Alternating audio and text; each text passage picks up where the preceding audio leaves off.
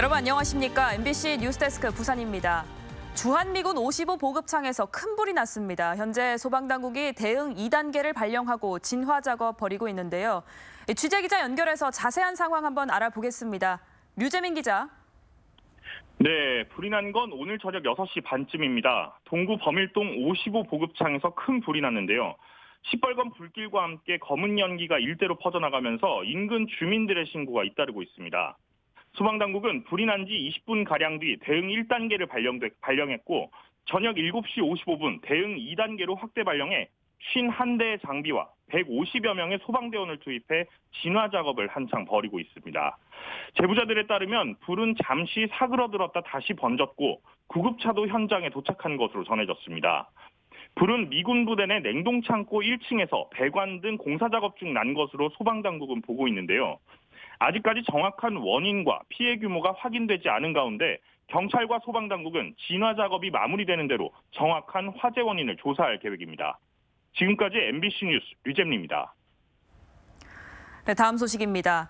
20년간 사람이 살지 않은 빈집이 무너져 인근 주민들이 긴급 대피하는 일이 벌어졌습니다.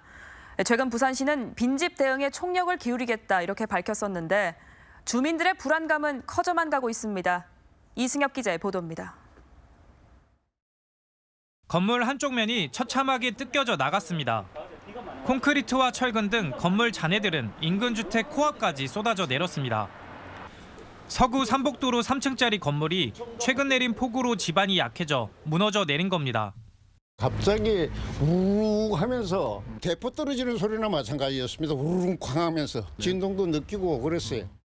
다행히 다친 사람은 없었지만 인근 9가구, 주민 14명이 놀라 긴급 대피했습니다. 붕괴된 건물 옆으로는 주민들이 이용하는 길이 나 있어 하마터면 큰 인명피해로 이어질 뻔했습니다. 무너진 건물은 이 일대 재개발 사업이 추진되면서 20여 년간 사람이 살지 않았던 빈집. 지은 지 40년이 된 데다 불법 증축까지 이뤄져 붕괴 위험이 높았습니다. 하지만 빈집 통계에도 잡히지 않는 무허가 건물에 사유재산이라는 이유로 지자체는 건물 보강공사 요청만 하며 소유주에게 관리를 맡겨놨습니다. 일본 중물이니까 저희들이 유관 점검을 한 사항을 가지고 소유자한테 알려주는 거죠. 만에 하나 선례가 된다면 어떻게 저희들이 감당을 하겠습니까? 부산시가 빈집 전담팀 운영까지 추진하며 총력을 기울이겠다고 했지만 불안감은 커지고 있는 상황. 최근 부산시 국정감사에서도 부산 지역 빈집이 전국에서 가장 많은 수준이라며 특단의 대책이 필요하다는 지적이 나왔습니다. 법률적으로는 굉장히 복잡하다. 이런 건 저 잘 알고 있는데 그런 부분에 대해서도 좀 시 차원에서 특단의 대책을 가져야 된다라는 말씀이고.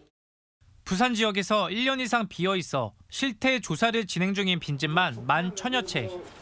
안전사고 위험은 여전합니다. MBC 뉴스 이승엽입니다.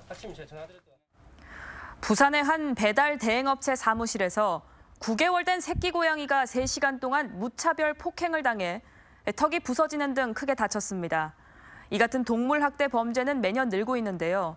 이에 대한 처벌은 미약한 게 아니냐는 지적이 나옵니다. 유태경 기자의 보도입니다. 지난 6일 새벽 부산 사하구의 한 배달 대행업체 사무실.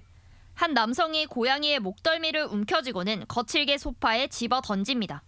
고양이를 사무실 바닥에 내려치기까지 합니다. 남성은 이곳 실내와 야외, 화장실을 오가며 3시간 동안 폭행을 이어갔습니다. 폭행당한 고양이는 이곳 업체에서 보살펴오던 9개월 된 새끼 고양이 명숙이. 명숙이 뭐 괜찮냐고 이렇게 살짝 뒤집었는데 피가 잘 안 묻었을 거예요.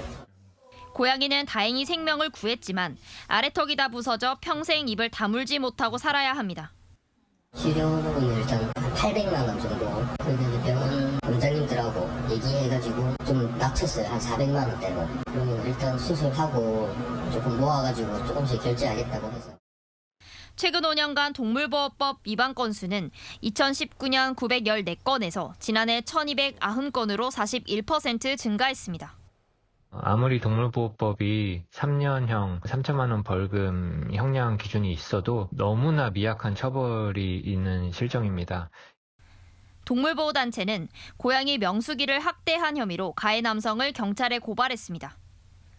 가해 남성은 동물학대 사건에 대해 술을 마셔서 기억이 안 난다며 자숙하겠다고 밝혔습니다. MBC 뉴스 유태경입니다.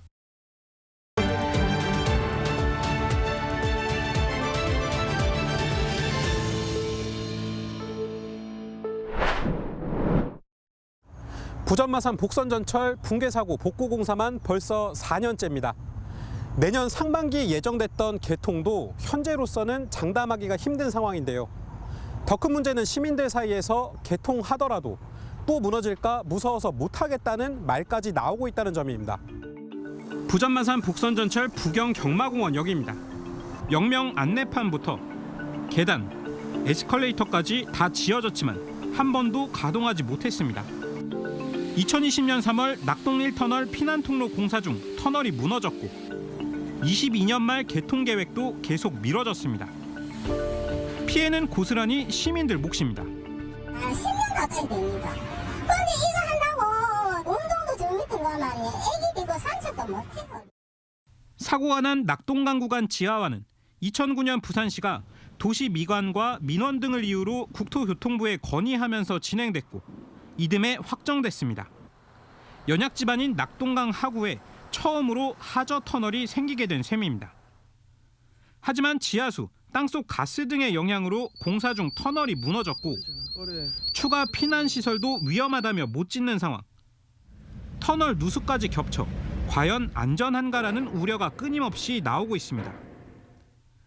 그동안 MBC가 보도한 기사들에 딸린 온라인 댓글 의견들 역시 시공 능력과 관리 부실 지적부터 개통에도 위험해서 안 탄다, 왜 낙동강 아래로 지었느냐는 내용이 줄을 이뤘습니다. 대부분 안전이라는 키워드로 묶입니다. 해당 구간을 다시 지상화하자는 의견도 있지만 현재로선 실현되기 쉽지 않습니다. 다양하게 해서 이렇게 지하로 가는데 5명이 갑자기 지하로 나올 수 없거든요. 기존 공구들을 다 버려야 됩니다. 내년 개통 약속도 사실상 물 건너갔습니다. 철도공단은 지난 6월 한 언론 인터뷰를 통해 10월쯤 공사를 마무리하고 안전점검, 시운전을 거쳐 내년 상반기 개통 예정이라고 공언했습니다. 하지만 피난통로 2곳을 짓지 못했다는 사실이 MBC 보도로 뒤늦게 알려지며 논란이 불거졌고 문제 해결을 위해 꾸려진 국토부 기술자문단은 집안 상태 등 자료 부족으로 아직 결론을 내지 못하고 있습니다. 반면 사업자는 피난통로를 원래 계획대로 지으면 내년 개통은 불가능하다는 입장. 터널 누수 문제를 해결하는 데에도 3개월 정도 걸릴 것으로 보입니다. 수년간 지금 지연이 되고 있고요. 향후에 개통이 된다 하더라도 과연 누가 안심을 하고 탈 수 있을지 저는 사실 많은 우려가 들기 때문에 안전도 개통도 앞이 보이지 않는 상황에서 부산 경남 시민들의 불신은 또 어떻게 해소할지 마땅한 해법은 보이지 않고 있습니다. 이슈 분석 송강호입니다.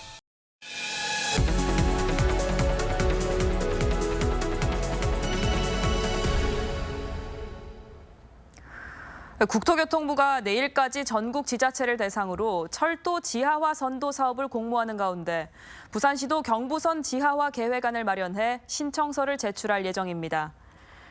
오는 12월 선정되는 이번 사업에서 부산시는 경부선 구포에서 가야 차량기지 8.9km와 부산 진역에서 부산역까지 2.8km 등 총 11.7km 구간을 지하화하거나 복개하는 안을 최종 검토 중입니다.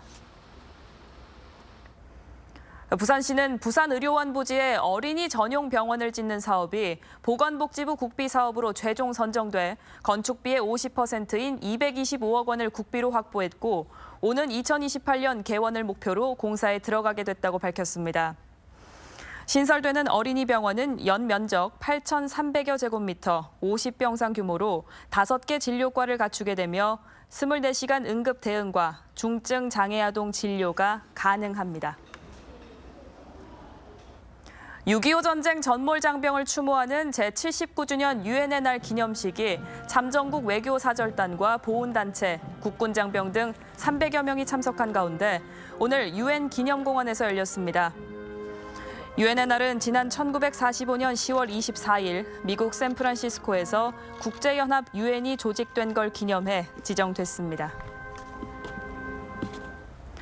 부산교육청은 기간제 교사 담임 비율이 전국 최상위라는 지적과 관련해 내년도 초중등교사 선발 인원을 1,120명까지 확대하기로 했다고 밝혔습니다.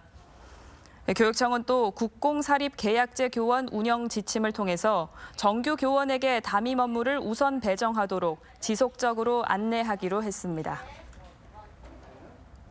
2024 부산 잡페스티벌이 오늘 백스코 제1전시장에서 개최돼 관광, 마이스 IT, 조선해양기자재 등 200여 개 기업이 참여한 가운데 구직자들을 대상으로 현장 면접과 채용 상담을 진행했습니다. 부산시는 박람회 참여 기업이 정규 직원 채용 뒤 6개월 이상 고용을 유지하면 1인당 100만 원, 기업당 최대 500만 원을 지원합니다. 국토교통부 집계 결과 올해 3분기 부산 지역 토지 가격이 0.49% 상승해 지난해 같은 기간 0.09% 상승에 이어서 올해 1분기 0.15%, 2분기 0.39% 등 5분기 연속 상승세를 보이고 있습니다. 부산 지역 3분기 토지 거래량은 2만 1,000여 필지로 지난 2분기 1만 8천여 필지와 비교해서 17% 증가했습니다. 목요일 뉴스데스크 부산 마치겠습니다. 함께해 주신 여러분 고맙습니다.